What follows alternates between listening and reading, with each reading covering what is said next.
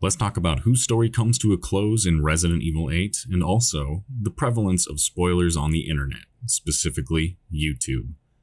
This is Raccoon City Gun Club.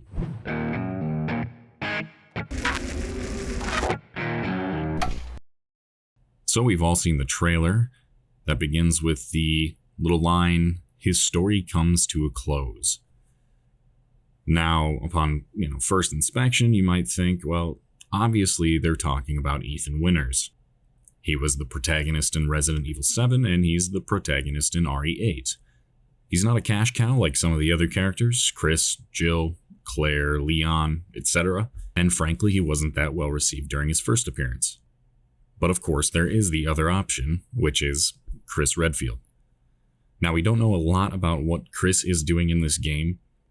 His introduction at the end of the first trailer makes it seem like maybe he's kind of the antagonist type in this one. I mean, he barges back into Ethan and Mia's life, seemingly kills Mia, and then abducts Ethan's daughter. Not something that our hero would typically do. That being said, we have absolutely no idea at this point what's going on in this game, why Ethan's daughter Rose was abducted, or what Chris's true intentions are. If it is Chris's story that comes to a close, it's interesting that it's not going to be in a game that he's headlining. He's been an OG Resident Evil character since the very first game, and he's been a pretty huge fan favorite here in America and Europe and Asia.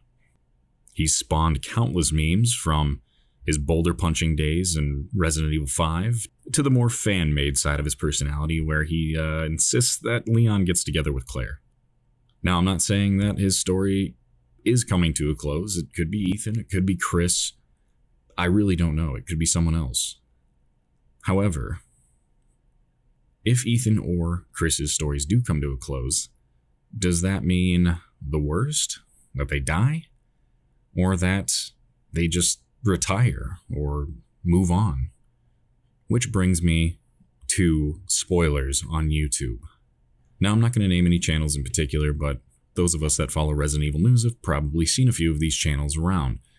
And I do mean the channels that have absolutely no qualms with putting spoilers in their thumbnails or titles. Now, I have no problem with people discussing spoilers on YouTube as long as it's done in a proper manner.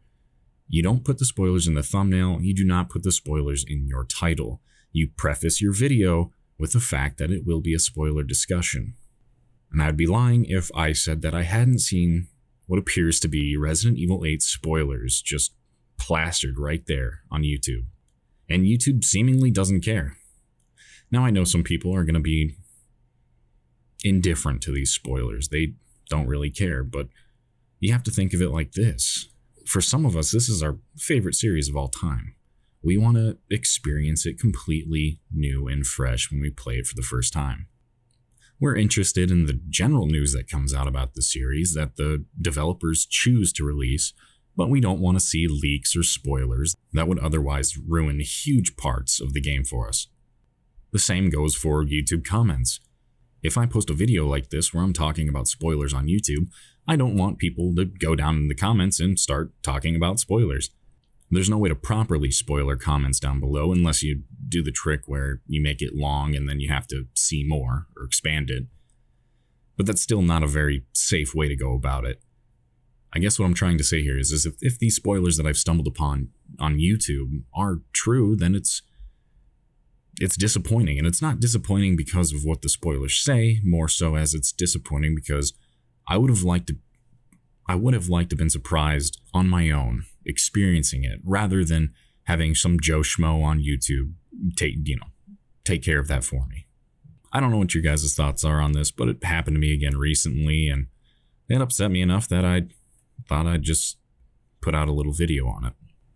I'm still wholly looking forward to playing Resident Evil 8, regardless of what the spoilers are, because I still think that there's a possibility that Capcom can surprise us in the end.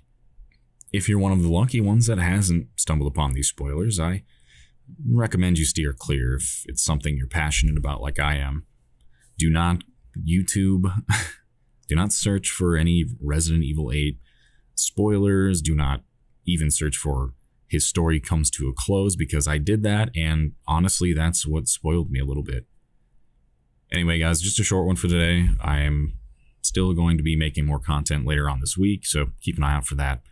Talk to you later.